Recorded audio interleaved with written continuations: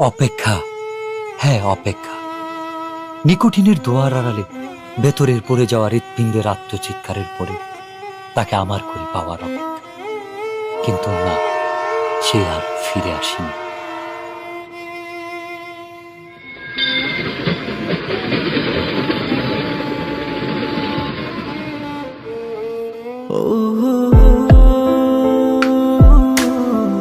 তবে এসেছিল এই পাহাড়ের পাদদেশে আজ থেকে অনেক বছর আগে, সন্তের জেগেরা সীমান্তবর্তী জেলা শেরপুরের প্রত্যন্ত একটি গ্রাম।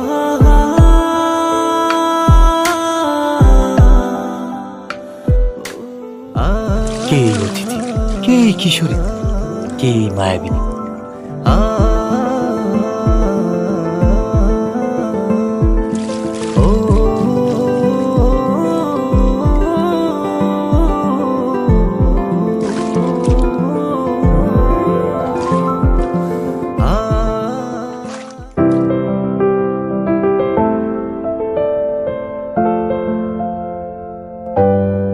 যার বিরহের অনলে পড়ে স্বপ্নের মতোই বদলে গেল